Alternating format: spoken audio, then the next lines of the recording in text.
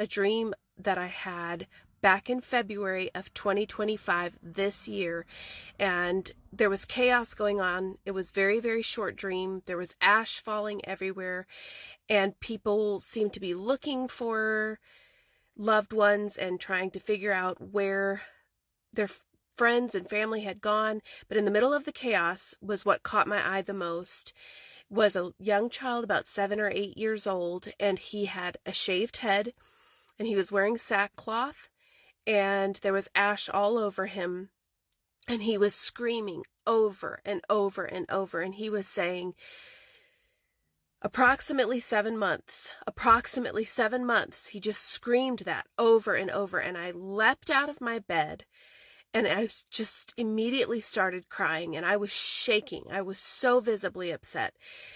And so I immediately went to my phone and looked up from February that day, approximately 7 months to the future, and it led me to September of this year, 2025. And to be more specific, it puts us at Rosh Hashanah, approximately 7 months from the day that I was having the dream. And I know, based on having sung for Jewish temples before, I used to sing for High Holy Days, for Rosh Hashanah, they blow a shofar. And if you know what that sounds like, you know it's similar to a trumpet, only it will send chills all over your body. It sounds like an alert. And I think that's what this is. This is a warning. I believe it in my spirit. It shook me so much that I got up and I had to pray over my entire house because I could not go back to sleep. And I paced the house and I read scripture and I prayed and I prayed and I prayed. And then I went to my wall calendar to see what it said for that specific day too. And I pulled it up and it said, again, in September, Rosh Hashanah on that exact day, seven months to that day, and the picture that was on the calendar showed a picture of wheat, and it made me immediately think of the wheat being separated from the chaff. I was still very, very much upset by this whole vision. It was the most vivid one that I have had probably to date of all the visions.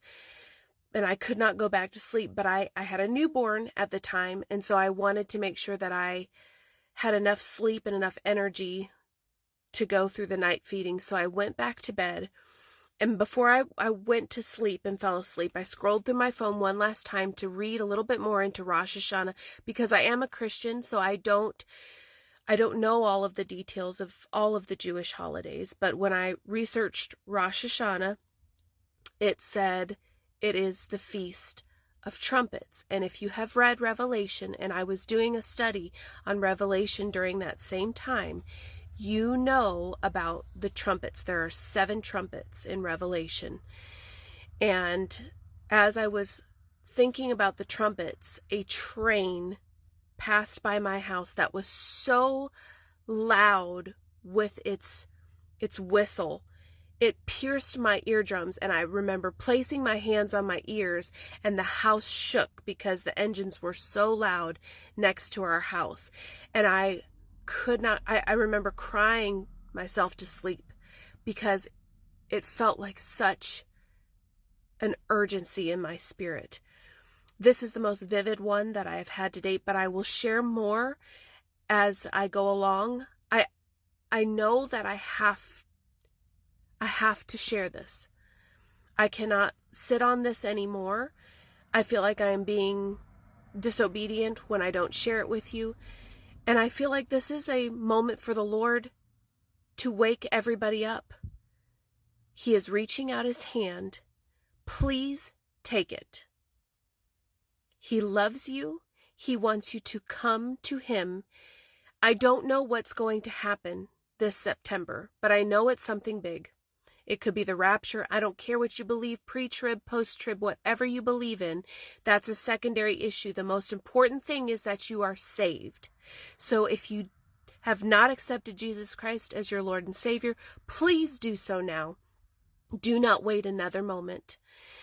And all you have to do is you have to believe that he is the Christ, that he died and was resurrected to save us all. He is here to save us. And then repent of your sins, ask for forgiveness, that I think I'm starting to understand a little bit more and more as time goes on. But I also started to notice in the last week, not only is it called Rosh Hashanah, not only is it called the Feast of Trumpets, but it is also called the day or the hour which no one knows. He is coming back, and it's time that we get right with him. Algumas perguntas. Primeira, quanto tempo até o arrebatamento? Nada mais precisa acontecer profeticamente para o arrebatamento. O arrebatamento pode ocorrer agora mesmo. O templo só precisa ser construído no meio da tribulação. A marca da besta só é necessária no meio da tribulação. Então, Jesus pode vir a qualquer momento. Vamos falar da doutrina do arrebatamento com paciência neste ensino hoje. Todos poderão ver este ensinamento completo. 1 Tessalonicenses 4 é a explicação mais clara do arrebatamento na Bíblia. O arrebatamento é mencionado em vários lugares, mas esta é a mais clara. Este é o apóstolo Paulo em 1 Tessalonicenses 4, a partir do versículo 13. Não quero que ignorem, irmãos, sobre os que dormem. Isso se refere às pessoas que morreram em Cristo, para que não se entristeçam como os outros, sem esperança. Se cremos que Jesus morreu e ressuscitou, Deus trará com ele os que dormem em Jesus. Dizemos pela palavra do Senhor, os vivos na vinda do Senhor não precederão os que dormem. O Senhor descerá do céu com alarido, voz de arcanjo e trombeta de Deus. Os mortos em Cristo ressuscitarão primeiro, depois os vivos serão arrebatados com eles nas nuvens, para encontrar o Senhor nos ares, e assim estaremos sempre com ele. Portanto, consolem-se uns aos outros com estas palavras. As palavras arrebatados, em inglês, vêm do grego harpazo e do latim rapio ou rapturo. Bem, Jerônimo traduziu a Bíblia para o latim, então é uma palavra bíblica. Alguns dizem que arrebatamento não está na Bíblia, mas está sim, está na Bíblia em latim. É uma palavra bíblica. O conceito é de arrebatar, pegar rápido, vir e levar embora. A verdade é que haverá uma geração que nunca morrerá. Eu acredito que somos essa geração, sabe? Acho que muitos de nós aqui agora nunca vão morrer. Primeiro, os mortos em Cristo ressuscitam. Isso são os crentes que já estão com Jesus agora. Quando alguém morre, o corpo fica, mas o espírito vai para Jesus. Cristãos nunca morrem de verdade. Não sei se você sabe disso. Os crentes nunca morrem de fato. Quando o corpo dorme aqui, o espírito já está com Jesus. Jesus disse ao ladrão na cruz, hoje estará comigo no paraíso. E assim, vamos para o paraíso e lá estamos. Ainda não temos nossos corpos físicos. Os crentes que já morreram têm seus corpos espirituais. O verdadeiro nós é um espírito, aliás. Não é este corpo. Mas quando Jesus voltar, os mortos em Cristo ressuscitarão. Os corpos, onde quer que estejam, sairão da sepultura e serão transformados num corpo como o de Jesus. 1 Coríntios 15 chama Jesus de primícias dos mortos, que ele é as primícias. Como Jesus ressuscitou e disse aos discípulos, toquem-me, não sou fantasma. Não somos fantasmas no céu eterno. Temos corpos reais, podemos comer, beber, sentir prazer, mas nunca morremos. Temos corpos eternos perfeitos, gloriosos, e isso é uma ótima notícia. E então Jesus, ou Paulo, diz, os mortos em Cristo ressuscitam primeiro, depois nós, os vivos, seremos arrebatados para encontrar o Senhor nas nuvens. Ele diz, consolem-se uns aos outros com essas palavras. É reconfortante saber que, com tudo o que acontece no mundo, Jesus pode nos arrebatar a qualquer momento, dando-nos corpos eternos, sem morte, dor ou lei. Boas notícias. Aqui está outra explicação do arrebatamento. Paulo diz em 1 Coríntios 15:50, irmãos, carne e sangue não podem herdar o reino de Deus, nem a corrupção herda a incorrupção. Eis que lhes revelo um mistério. Nem todos morreremos, mas seremos transformados num instante, num piscar de olhos, ao som da última trombeta. Ela soará. Os mortos ressuscitarão incorruptíveis e nós seremos transformados. Pois o corruptível deve se revestir de incorrupção e o mortal de imortalidade. Isso fala do arrebatamento, onde num momento, em grego, é átomos. Significa um tempo indivisível. É de onde vem a palavra átomo. Num instante, num piscar de olhos, somos arrebatados e transformados, ganhando corpos eternos como Jesus. Em Lucas 17, Jesus descreve o arrebatamento. Quero ler com calma para que vejam as palavras, pois é um texto crucial sobre sua volta. Alguns perguntam, ele virá no fim ou no meio da tribulação? Jesus é bem claro sobre quando voltará. Então, este é Lucas 17. Jesus foi questionado sobre os sinais de seu retorno. Jesus disse, como o relâmpago que brilha de um lado a outro do céu, assim será o Filho do Homem em seu dia. Mas primeiro, ele deve sofrer muito e ser rejeitado por esta geração. Como foi nos dias de Noé, assim será nos dias do Filho do Homem. Comiam, bebiam, casavam-se até o dia em que Noé entrou na arca e o dilúvio veio e os destruiu. Bem, vou parar aqui. Jesus fala do seu retorno, dizendo que será como nos dias de Noé. Comprar, vender, casar, vida normal. E diz aqui, até o dia, casavam-se até o dia. O dia, ele fala de um único dia na história, certo? Ele diz, quando eu voltar, será como o dia em que Noé entrou na arca e o dilúvio veio e destruiu a todos. Noé nunca tinha sentido uma gota de chuva. Noé e sua família entraram na arca quando as pessoas compravam, vendiam, casavam e davam em casamento.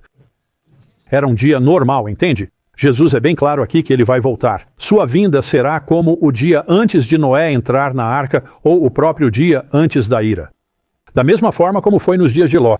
Comiam, bebiam, compravam, vendiam, plantavam e construíam. Ouça isso. Mas no dia em que Ló saiu de Sodoma, certo? Ele não experimentou nenhum julgamento. Num dia específico da história, quando Ló saiu de Sodoma, antes do julgamento, ele diz, minha vinda será como aquele dia. Quando saiu de Sodoma, choveu fogo e enxofre do céu, destruindo a todos. Assim será no dia em que o Filho do Homem se revelar. É um dia único, comparado ao dia em que Ló saiu de Sodoma e Noé entrou na arca antes do dilúvio. Assim será no dia em que o Filho do Homem se revelar. Nesse dia, quem estiver no telhado e tiver bens em casa, não desça para pegá-los. E quem estiver no campo, não volte atrás. Lembrem-se da mulher de Ló. Quem tentar salvar sua vida, a perderá. Quem perder sua vida, a preservará. Digo-lhes, naquela noite haverá 2 numa cama. Um será levado, o outro deixado.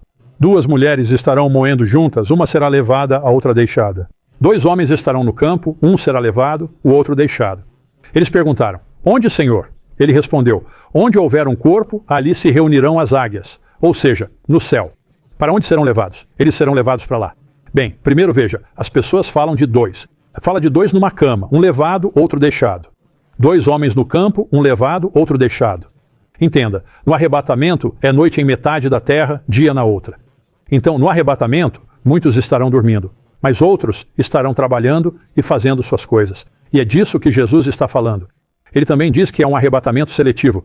Pode estar ao lado de alguém na cama, você vai, eles ficam, depende da relação com Jesus. Se você tem relação com Jesus, vai no arrebatamento. Se não tem, não vai no arrebatamento. Não é sobre sua igreja ou suas crenças. É se você recebeu Jesus na sua vida, se tem relação pessoal com ele, ok? Então, é um arrebatamento seletivo. Mas há uma palavra muito interessante aqui. Ele diz um levado, o outro deixado. Certo? A palavra levado aqui é o termo grego paralambano. Entendido? Eis a importância dessa palavra. Aliás, paralambano significa receber em si mesmo. Ok? Um levado, receberei essas pessoas, outro deixado. Em João 14, Jesus diz, na casa de meu pai há muitas moradas. Vou preparar lugar e voltarei para recebê-los para que estejam onde eu estiver. Receber aqui é paralambano, a mesma palavra que Jesus usa sobre o arrebatamento. Jesus falou do arrebatamento e em Mateus 24 diz, os dias do Filho do Homem serão como os de Noé antes do dilúvio, certo? Ele diz, virei antes do dilúvio. Há um arrebatamento no fim da tribulação. Isso também está em Mateus 24. Algumas pessoas se confundem com isso. É o único lugar que menciona um arrebatamento pós-tribulação. Isso é para quem se salvou durante a tribulação. Quando Jesus voltar no fim da tribulação, essas pessoas serão reunidas. Tudo isso fala de um arrebatamento pré-ira. Ocorre como nos dias de Noé e Ló, antes do julgamento. Vou falar um pouco sobre o momento do arrebatamento. Então, quando acontece o arrebatamento? Sabemos quando será o arrebatamento? Falemos das festas de Israel, pois aí entra Rosh Hashanah. e são muito importantes, certo? Havia 7 festas. Levítico 23 diz: o Senhor falou a Moisés: diga aos israelitas, as festas do Senhor que proclamarão como santas convocações são estas.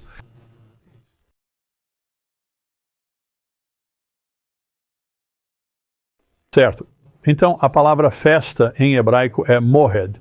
Significa simplesmente um festival designado. Já a palavra convocação em hebraico é mikra. Significa reunião pública ou ensaio geral. Em outras palavras, são convocações. Certo? Havia 7 festas, todas ensaios do futuro. Sabemos que as festas de Israel eram proféticas. Elas antecipavam eventos futuros. Havia 4 festas da primavera. Uma delas era a Páscoa, certo? A Páscoa é quando Jesus foi crucificado, ok? Pegavam o cordeiro imaculado, o matavam e seu sangue, lembrem-se, isso começou no Egito. Passavam sangue na porta e a morte poupava as casas hebreias. Assim, Jesus era o cordeiro do mundo. João 1:29 diz: no dia seguinte, João viu Jesus e disse: eis o Cordeiro de Deus que tira o pecado do mundo. Então Jesus foi crucificado exatamente no dia da Páscoa. Certo? Ele cumpriu essa primeira festa. Sabia que no Antigo Testamento, quando os judeus celebravam a Páscoa, eles proclamavam a morte de Jesus sem saber? Eles não sabiam, mas estavam anunciando a morte de Jesus. A segunda festa logo após a Páscoa era a dos pães ázimos. Era uma festa de 7 dias. O fermento representa o pecado na Bíblia. Jesus era sem pecado, claro. 7 é importante porque é o número da perfeição. Porque Jesus foi sepultado durante a festa dos pães ázimos, certo? Qual o significado disso?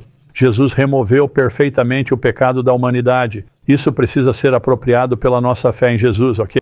Mas Jesus pagou pelos pecados do mundo e seu corpo sem vida ficou como pão ázimo no túmulo.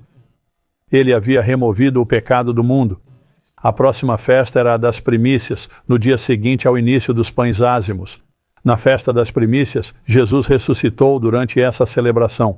O sacerdote estava acenando. O sacerdote pegava os feixes de cevada, as primícias, e os agitava diante do Senhor. Em 1 Coríntios 15:20, Paulo diz: Cristo ressuscitou e se tornou as primícias dos que dormiram. 50 dias após veio Pentecostes. Pentecostes significa 50, e para os judeus, 50 é o número do jubileu, quando todos são libertos. Liberdade, plenitude, redenção. O Espírito Santo desceu no cenáculo no dia de Pentecostes, exatamente nesse dia, quando o sacerdote movia 2 pães diante do Senhor, representando judeus e gentios se unindo em Jesus. Então sabemos com certeza absoluta que as festas de Israel eram de natureza profética, certo? Havia 4 festas na primavera, depois um período sem festas. Então mais 3 festas no outono. Estas não foram cumpridas, mas serão na ordem e data exatas. Certo? Na ordem e data exatas como as primeiras festas. Certo? Algo significativo vai acontecer. A próxima é a festa das trombetas, de 2 a 4 de outubro. Acredito que a festa das trombetas representa o arrebatamento, e já explico por quê. Ela inicia os 10 dias de temor, certo?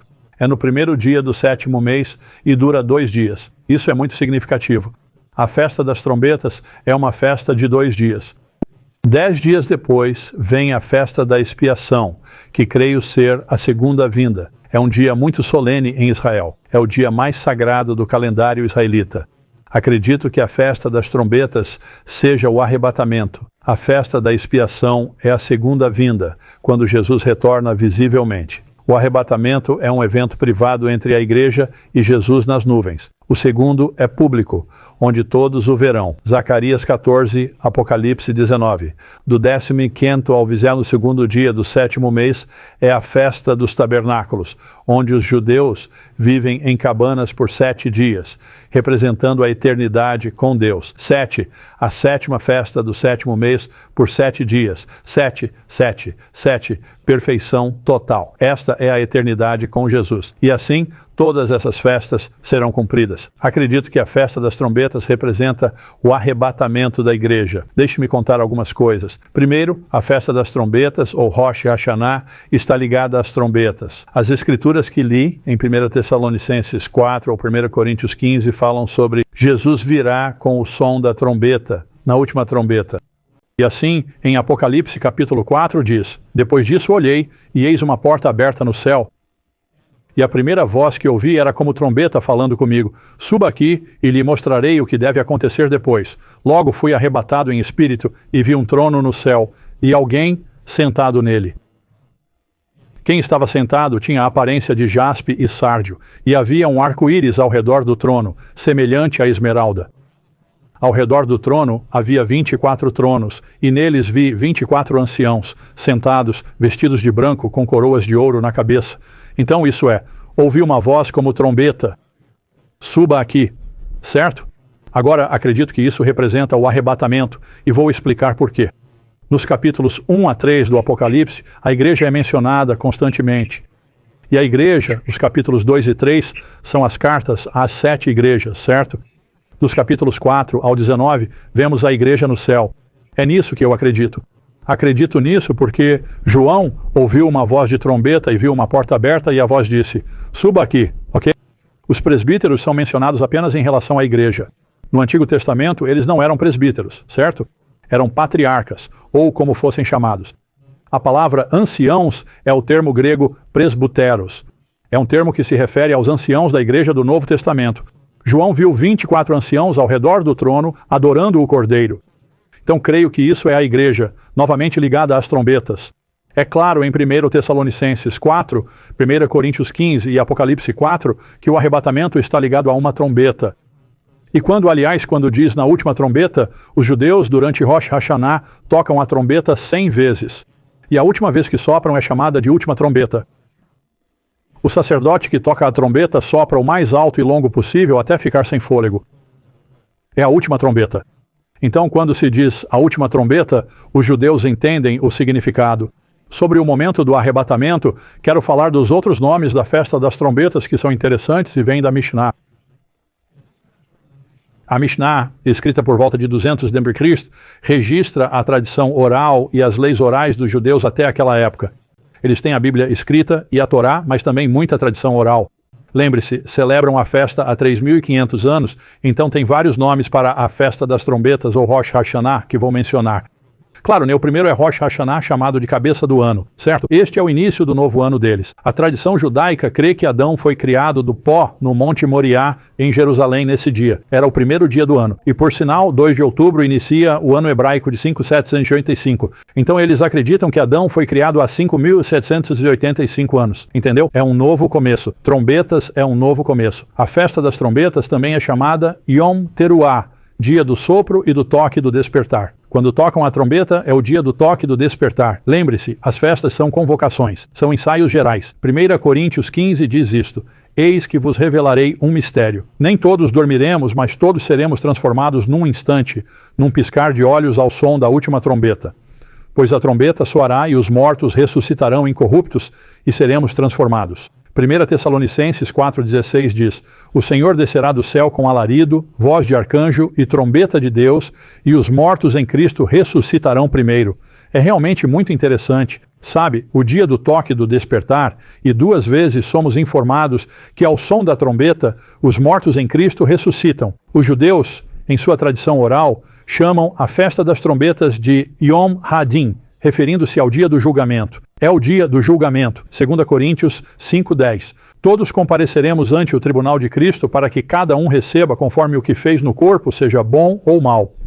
O julgamento dos incrédulos é no fim do milênio. Nosso julgamento como crentes é no início da ceia nupcial de 7 anos do Cordeiro, nos preparando para ser sua noiva sem mácula. Apocalipse capítulo 22, o último da Bíblia, Jesus diz: eis que venho sem demora, e comigo está o galardão para retribuir a cada um segundo a sua obra. Eu sou o Alfa e o Ômega, o princípio e o fim, o primeiro e o último. Então, precisamos entender, somos salvos pela graça, mas julgados pelas nossas obras. O tribunal de Cristo é um julgamento de recompensas, certo?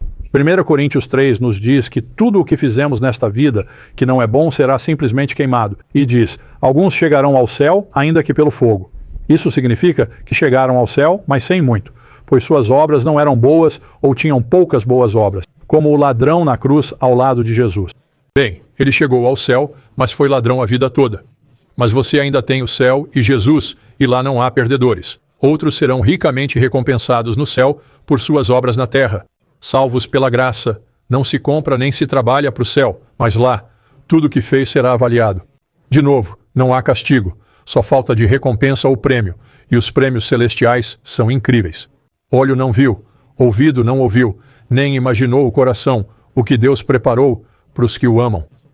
Então, para nós que vamos para o céu, será incrível. Outro dito judeu sobre a festa das trombetas é Yom HaZikaron, o dia da lembrança. Ok? O arrebatamento é um evento seletivo. No dia da festa das trombetas, o dia do arrebatamento, Jesus lembrará quem pertence a ele, um levado, outro deixado para trás. Curiosamente, os judeus também chamam a festa das trombetas de dia do casamento do Messias. Eu só acho isso absolutamente fascinante. Eles também a chamam de Hamelech, a época da coroação do rei. Jesus virá, lembre-se de Apocalipse 19, como Rei dos Reis e Senhor dos Senhores. Agora ouça esta, eu adoro esta. Eles também se referem à festa das trombetas como o dia que ninguém conhece. Então, na festa de 2 dias, se eu dissesse que Jesus viria no Rosh Hashanah, você ainda não saberia o dia ou a hora. É o dia oculto. Marcos 13:32, Jesus disse: daquele dia e hora ninguém sabe, nem os anjos do céu, nem o Filho, mas só o Pai. Quando um noivo judeu se comprometia, ele trazia o dote à família da noiva. Ficavam noivos legalmente e ele voltava à casa do pai para construir um quarto para sua esposa.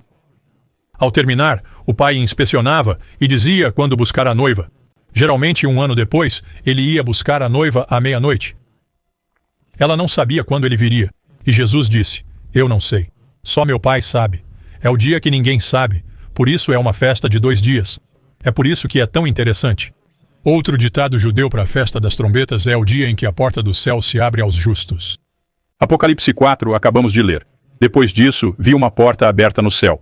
A primeira voz que ouvi, como trombeta, me disse: suba aqui, mostrarei o que deve acontecer depois. As festas devem ser cumpridas em ordem. Elas serão cumpridas em ordem. A próxima festa, as 4 da primavera já foram cumpridas, as outras 3 ainda não. Devem ser cumpridas na ordem e data. A próxima é a festa das trombetas, Rosh Hashanah, de 2 a 4 de outubro este ano. Começa ao pôr do sol. Os dias judaicos começam ao pôr do sol, não ao nascer. Então, em 2 de outubro, é pôr do sol em Israel. Em Levítico 23, o Senhor chama essas festas de seus tempos designados. Sabia que as 4 festas da primavera foram cumpridas exatamente em seus dias por Jesus em sua primeira vinda? Páscoa, pães ázimos, primícias e Pentecostes, todos perfeitamente cumpridos. E quanto às festas de outono? A festa das trombetas é a próxima e está repleta de significado profético. Os judeus têm vários nomes para esta festa, cada um apontando para o arrebatamento. Primeiro, Rosh Hashanah, o início do ano. Segundo, Yom Teruah, o dia do toque do despertar. Terceiro, Yom Hadin, o dia do julgamento. Quarto, Yom HaZikaron, o dia da lembrança. Quinto, o dia do casamento do Messias. Sexto, Hamelech, a coroação do rei. Sétimo, o dia que ninguém sabe. Vê como isso se alinha com o que a Bíblia diz sobre o arrebatamento, a trombeta, o tribunal de Cristo e Jesus, vindo por sua noiva. Está tudo lá. Vamos analisar cada um deles. Primeiro, o início do ano. Isso fala de novos começos. No arrebatamento, iniciaremos nossa vida eterna com Cristo de uma forma totalmente nova. Segundo, o dia do toque do despertar. Lembra, 1 Tessalonicenses 4,16. O Senhor descerá com alarido e trombeta de Deus. É o chamado final para a igreja. Terceiro, o dia do julgamento. Após o arrebatamento, os crentes enfrentarão o tribunal de Cristo, não para punição, mas para recompensas pela fidelidade. Quarto, o dia da lembrança. Deus lembrará as suas promessas a Israel e à igreja. Ele lembrará de cada crente, vivo ou morto, para levá-los para casa. Quinto, o dia do casamento do Messias. A igreja é a noiva de Cristo, e o arrebatamento é quando nos uniremos ao nosso noivo celestial. 6. A coroação do rei. Quando formos arrebatados, veremos Cristo em toda a sua glória como Rei dos Reis. 7. O dia que ninguém sabe. Isso liga-se às palavras de Jesus sobre não saber o dia ou hora de seu retorno. É incrível como Deus teceu seu plano nessas festas, não é? E lembre-se, não são apenas tradições judaicas, são sinais proféticos que o próprio Deus estabeleceu. Eu nunca marco datas. Não quero ser dogmático e dizer que Jesus só pode vir em Rosh Hashanah. Jesus pode vir quando quiser, não serei dogmático, só digo o que acredito. Falei o que a Bíblia e a tradição judaica dizem sobre o arrebatamento e a festa das trombetas. Só acredito que um ano Jesus virá durante Rosh Hashanah. Estou sempre pronto. Precisamos estar sempre prontos. Mas durante a festa das trombetas, fico muito ciente de que Jesus pode vir e arrebatar a igreja, e acho isso muito empolgante. Bem, eu acredito que ele virá este ano. Espero que sim. E, de novo, não marco datas, mas estou realmente esperando que Jesus venha este ano. Eu realmente oro para que ele venha este ano. Não há nada mais precisa acontecer profeticamente, e veja o que está acontecendo em Israel agora. Cercado por inimigos, situação horrível com Irã, Turquia, Rússia, Hezbollah, Hamas, Houthis, terroristas, tudo acontecendo lá, sem solução, exatamente como a Bíblia disse. Um homem com respostas surgirá em breve, e esse é o Anticristo. Estamos vivendo no mundo do Anticristo agora. Acredito que ele já está na Terra. Creio que Jesus voltará em breve. Vemos a manifestação do espírito do Anticristo como nunca antes. Então Jesus está voltando em breve. Eu sei disso. Ele está vindo. Ele disse que viria nos buscar.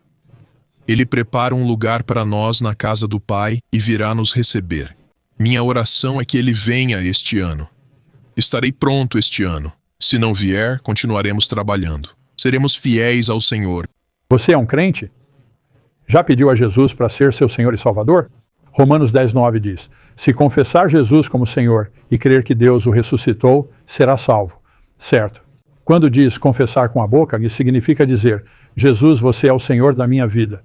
Eu te confesso como Senhor da minha vida. Convido você a entrar. Senhor significa chefe, significa mestre. Eu desço do trono do meu coração.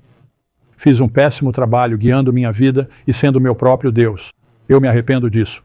Convido você a ser meu Senhor e Salvador, e creio que Deus o ressuscitou. Eis o significado disso. Há muitos outros salvadores que ainda apodrecem em suas sepulturas. A ressurreição de Jesus foi Deus Pai confirmando que aceitou sua morte pelos nossos pecados, e que Jesus era o Filho de Deus. Então, acredito que você é o único Deus. Não creio que seja um entre muitos. Creio que é o único Deus e o confesso como meu Senhor.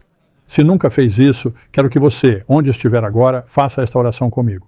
Depois desta oração, saberá que é um crente. Você não precisa ser uma boa pessoa. Você não pode ganhar a salvação. É um presente gratuito pela graça. Então quero que diga estas palavras comigo. Diga: Senhor Jesus, abro meu coração e o convido a entrar. Seja meu Senhor e Salvador. Arrependo-me dos pecados, recebo o seu perdão e o dom da vida eterna. Encha-me com seu Espírito Santo. Dê-me poder para mudar e viver para o Senhor. Dedico o resto da minha vida ao Senhor. Em nome de Jesus. Amém. Se fez essa oração, meu conselho é: conte a alguém o que fez. Não mantenha isso em segredo. Diga a alguém: você precisa ser batizado. Você precisa ir à igreja. Você precisa ir a uma igreja que crê na Bíblia e batiza em água. Você precisa ser batizado. É um ato de obediência importante. Você precisa ter uma Bíblia que possa entender. Existem muitas Bíblias boas por aí. Pegue uma Bíblia. Comece a ler a Bíblia. Comece pelo Novo Testamento. Comece a ler a Bíblia. Assim você constrói uma relação pessoal com o Senhor. É importante ter comunhão com outros crentes, numa igreja que crê na Bíblia e ajuda seu crescimento no Senhor. Quero parabenizá-lo se você acabou de fazer essa oração. Se já é crente, digo a todos: precisamos viver para Jesus. O tempo está curto. Devemos viver para Jesus, sabendo que ele pode vir a qualquer momento e será a melhor coisa que já aconteceu. Sei que alguns dizem: quero casar e ter filhos e coisas assim. Eu entendo completamente, mas digo: quando vir o rosto de Jesus, nunca olhará para trás. Nunca haverá arrependimentos. E há outra coisa que quero dizer antes de ir embora. Eu digo isso às pessoas. Planeje como se Jesus não voltasse em 100 anos, mas viva como se ele voltasse hoje. Em outras palavras, siga com sua vida. Não pare de viver. Sabe, o pior da marcação de datas é que as pessoas param de viver. Não faça isso. Viva a sua vida. Sirva ao Senhor, entende? Ame sua família. Tenha uma carreira. Faça tudo o que deseja. Faça essas coisas, mas entenda, viva como se Jesus voltasse hoje. Nesses 2 dias de Rosh Hashanah, tenho consciência de que posso ver Jesus a qualquer momento, ok? Então é isso que farei este ano. Esta é minha opinião pessoal. Creio que Jesus virá durante a festa das trombetas, mas estou sempre pronto e ele pode vir quando quiser. Este é o amanhecer do fim dos tempos, dias de transição, entre o velho e o novo, chamado aos que têm ouvido.